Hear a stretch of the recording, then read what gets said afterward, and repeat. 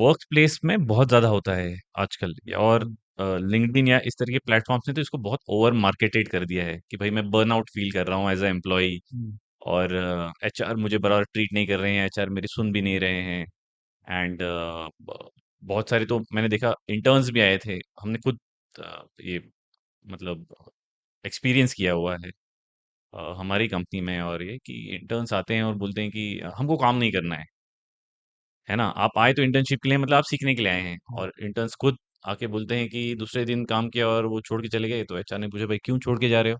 हम्म, तो इंटर्न्स बोल रहे हैं कि ये तो बहुत ज़्यादा काम करवा रहे हैं मुझसे। हम्म, जो कि बड़ा इम्प्रैक्टिकल सा हम्म, रिस्पॉन्स है कि अ, आप जहाँ सीखना चाहते हैं वहाँ आप दूसरे ही दिन उसी जगह पे आप बोल रहे हैं कि, और जबको आपको कोई दायरा पता भी नहीं है कि भाई बर्नआउट बोलते किसको है।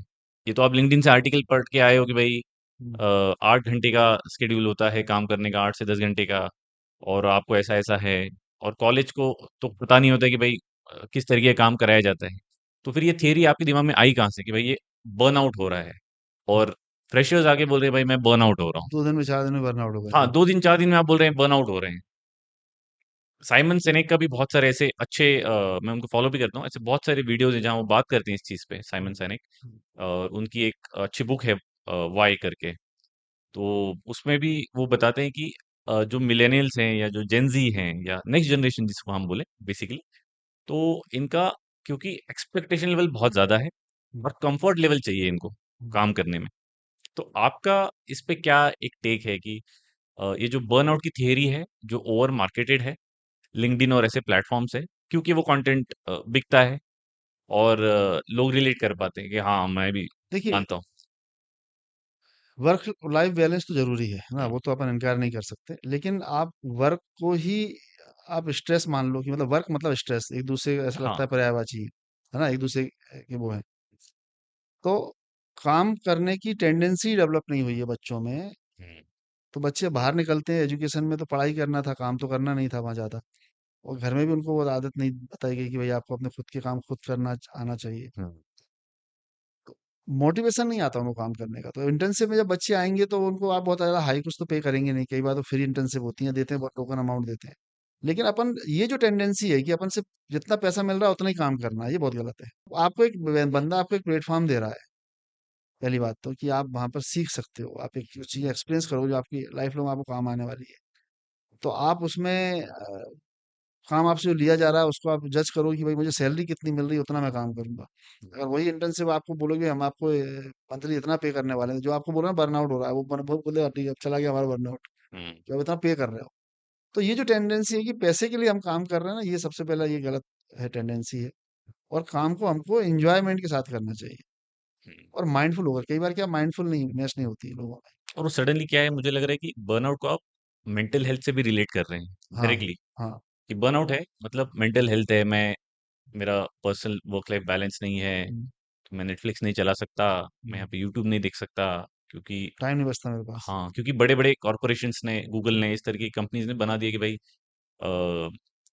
ये बच्चे आते हैं उनके गूगल पे इमेजेस देख के कि भाई ऑफिस हो तो ऐसा होना चाहिए, बीन बैग होना चाहिए, फ्री की कॉफी होनी चाहिए, नाश्ता हाँ, होना चाहिए, हाँ, हाँ, है ना। और फिसल पट्टी है, आपको हाँ, फर्स्ट फ्लोर से सेकंड हाँ, ग्राउंड फ्लोर पे जाने के लिए आप गार्डन में बैठ के लैपटॉप पे काम कर सकते हैं। तो ये इस तरह के जो वर्क प्लेस का हम्म, एक इमेजिनेशन है वर्चुअल। हम्म, हम्म, तो जब वो फ्रेशर आता है, वैसा एक्सपेक्ट करता है। वैसे एक्सपेक्ट करता है, स्वाभाविक है। उसकी भी गलती नहीं, क्योंकि वो उसको परोसा जा रहा है और वो कंटेंट वो कंज्यूम कर रहा है इंटरनेट पे। और उसको वो मेंटल हेल्थ से जहाँ उसको जोड़ रहा नहीं है। मिलता है, हम्म, तो वो उसको एक मेंटल हेल्थ इशू हम्म, करार दे देता है खुद से ही, सेल्फ प्रोक्लेम्ड हो जाता है वो कि भाई मुझे बहुत टेंशन है लाइफ में। हम्म, मेरी जो एम्प्लॉयर है, कोई भी कंपनी है, यहाँ पे हमको ट्रीटमेंट अच्छा नहीं मिल रहा है। हम्म, एंड ये इस लेवल तक चला जाता है कि वो रेडिट या इस तरीके के कोरा जैसे प्लेटफॉर्म्स पे जाके मुझे कमेंट इतना करता है। पैसा दे रहे हैं, ये एक्स वाई जेड कंपनी है, हाँ, और एचआर मुझे ट्रीट नहीं कर रहे हैं, वो मेरी बात को एक्सेप्ट नहीं कर रहे हैं, और ये खुद की एक मेंटल हेल्थ प्रॉब्लम खुद ने ही बना ली है। हम्म, अब उसका सॉल्यूशन वो सोशल मीडिया में ढूंढने लग जाते हैं। हम्म। जबकि उसी कंपनी में हजारों एम्प्लॉयज हैं जिससे वो सपोर्ट मांग सकते हैं, सीख सकते हैं कि भाई उनके उनके जैसे कितने लोग वही काम कर रहे हैं। वही काम कर रहे हैं और 10 15 25 साल से काम कर रहे हैं। इन लोगों का या इस तरीके का जो सेगमेंट है सोसाइटी में, ये इस प्रॉब्लम को कैसे डील करें? देखिए, ऐसा भी हो सकता है कि इसमें वाक़ई में कुछ लोग सफ़र कर रहे हैं उस चीज़ से, हुँ, है ना? बिल्कुल, बिल्कुल हो तो सकता है। ऐसा ज़रूरी नहीं है कि वो नॉर्मल हैं और वो डील नहीं कर पा रहे हैं। हो खुद सकता का है एक हाइप हाँ, क्रिएट किया हुआ तो है। उनका जो ऐसा है आपका एचआर डिपार्टमेंट जो रहता है ना, तो उसकी उनकी स्क्रीनिंग होनी चाहिए उनको लेने से पहले। हुँ, हुँ। उनका एक मेंटल हेल्थ असेसमेंट होना चाहिए और मेंटल हेल्थ असेसमेंट में अगर वो निकल के आ रहा है कि इंटरव्यू वो का पार्ट हो हाँ, सकता है बिल्कुल ये। होता ही होना ही चाहिए, एचआर में है, गाइडलाइन भी रहती है, ऐसे करना चाहिए। कुछ ऐसे टेस्ट होते हैं जिससे आप उसको देख पाएँगे, उसकी पर्सनैलिटी भी देख पाएँगे, क्योंकि अगर इस तरह का प्रॉब्लम जो आप बता रहे हो सकता है उसमें पर्सनैलिटी ट्रेट्स भी हो सकते हैं उसके अंदर कुछ तरह के। तो वो आइडेंटिफ़ाई हो जाएँगे और कुछ साइकोलॉजिकल इश्यूज़ हैं तो वो भी आइडेंटिफ़ाई हो जाएँगे।